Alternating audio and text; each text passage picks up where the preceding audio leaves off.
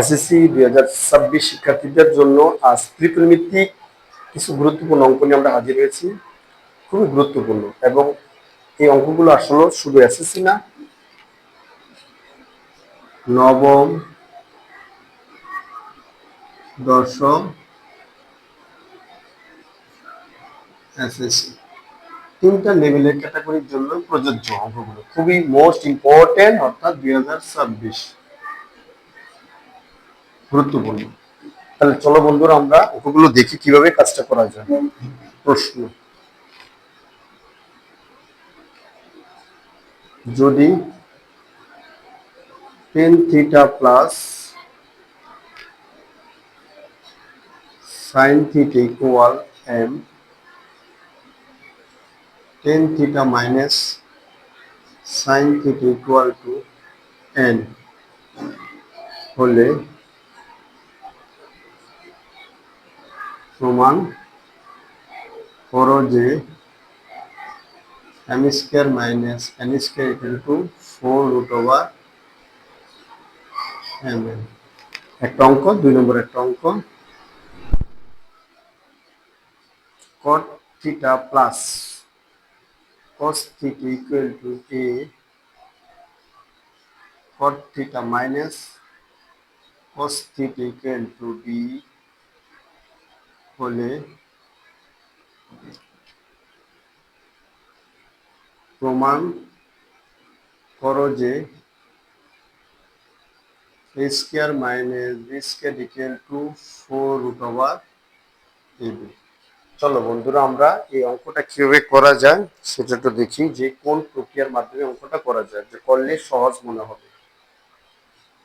আমরা যদি একটু তাকাই এই অঙ্কটা কিভাবে করা যাবে, আমরা যদি একটু তাকাই তাহলে দেখতে পাবো যে দুইটা জিনিস আছে এখানে আছে। কি জিনিসগুলো আছে আমরা সেটা দেখি। দেওয়া আছে কি পার্টটা সেটা দেখে, প্রথম কন্ডিশন দেওয়া আছে। আমরা 2 নম্বর অঙ্কটা করি, তাহলে 1 নম্বরটা তোমরা নিজেরা পারবে। বাম পক্ষ আমরা যদি লিখি এখানে বাম পক্ষ, তাহলে কি আছে a square minus b square. এই অঙ্কটা আমরা ডান পক্ষ দিয়েও করতে পারবো, বাম পক্ষ দিয়ে করতে পারবো। আমরা আগে বাম পক্ষ দিয়ে দেখি, পরে আমরা ডান পক্ষ দিয়ে করব। এখন তাহলে a মান কত? cot theta plus cos theta whole square minus cot theta minus cos theta whole square. তাহলে এটা কিন্তু একটা সূত্র পড়ছে, আমরা যদি সেই সূত্র যদি মনে রাখতে পারি রাখবো, না রাখতে পারলে আরেকটা জিনিস। এখানে যদি দুইটা জিনিস থাকে, a square minus b square, সূত্র কি a plus b into a minus b একটা, অথবা a plus b whole square minus a minus whole square, সূত্র 4ab, অর্থাৎ 4 cot theta into cos theta. কেউ যদি চাও এভাবে লিখতে পারবা, তাহলে সূত্র রয়েছে এখানে a plus b whole square minus a minus b whole square equal কত? 4ab। এই সূত্র এখানে অ্যাপ্লাই করা হয়েছে। তাহলে এখানে একটা জিনিস হয়েছে, এখন আমাদের ডান পাশে কি আছে? রুট ওভার আছে, সেই জন্য আমাদের এই 4টা রুট ওভারটা দিয়ে আমাদের কটের উপর স্কয়ার দিতে হবে। Cot square theta into cot square theta. তাহলে এখানে কত হয়? 4√,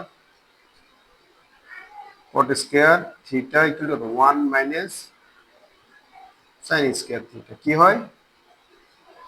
sin স্কয়ার থিটা। তাহলে 4√,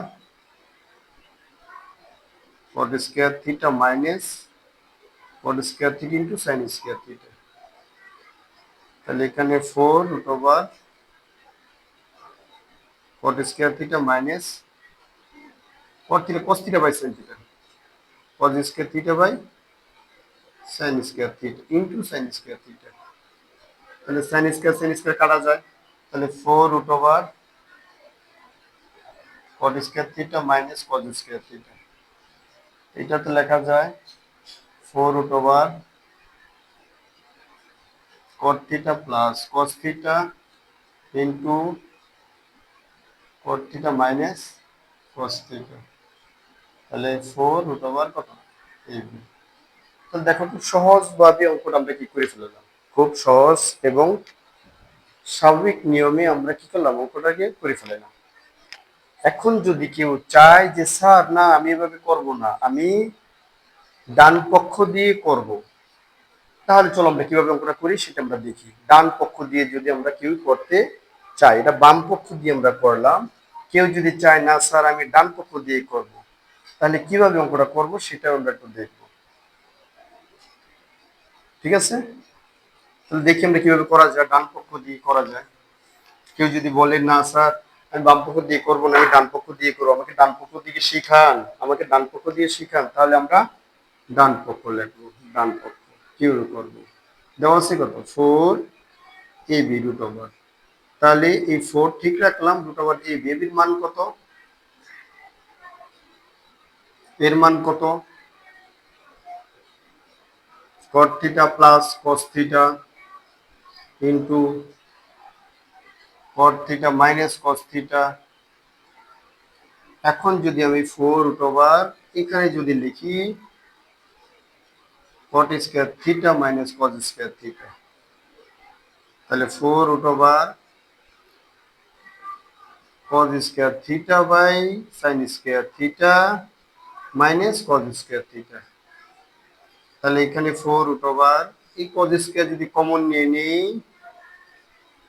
1 by sin square theta minus 1 এর পরবর্তী যদি আমরা যদি আবার লিখি 4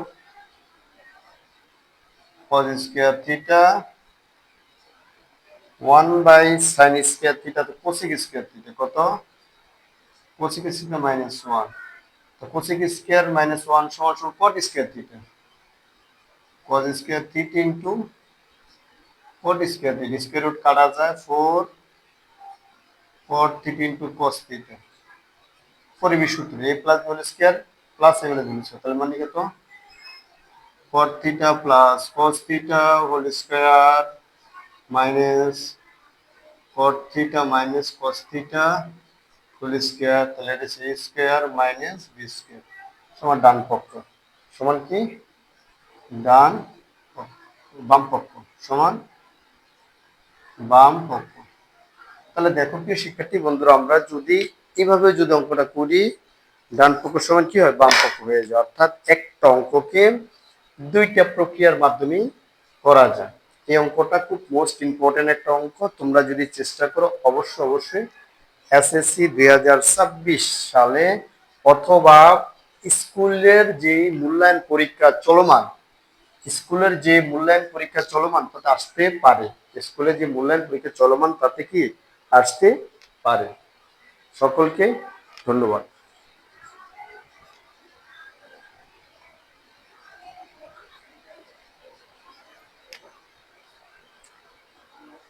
এখন আমরা